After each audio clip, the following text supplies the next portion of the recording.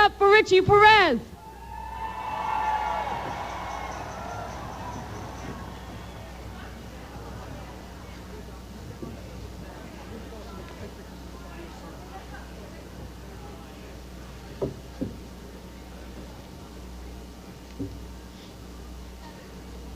When the United States was making war in Vietnam, they said they had to destroy the village to save it. In our communities, they said, we have to suspend the Constitution and take away your freedoms to make you safe. And they started stop and frisks of our young people, hundreds of thousands of them. When Giuliani first took office, the juvenile arrest rate went up 100,000 a year. Every day there are 18,000 young men and women incarcerated at Rikers Island. 3/4 for nonviolent crimes, and most of them are there because they can't make bail. They're in prison still because they're poor.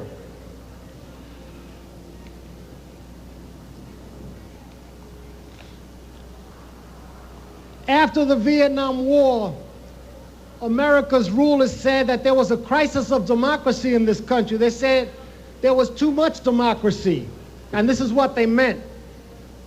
People that had been powerless before were taking power, were making demands on the system.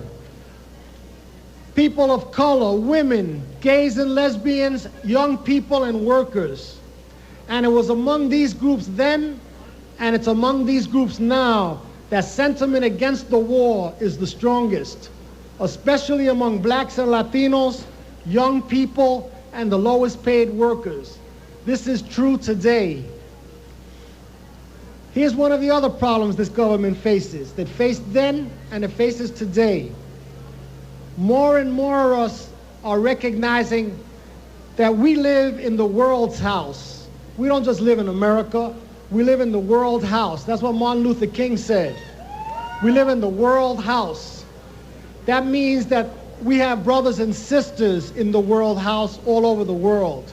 It means we have to have an internationalist consciousness, not just a New York City or United States consciousness.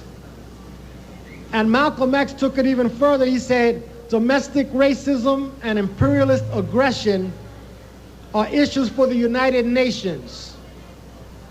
The United Nations is part of the world house. I'm running out of time, so I just want to say big shout out to Racial Justice 9/11. I don't know how far back there you are.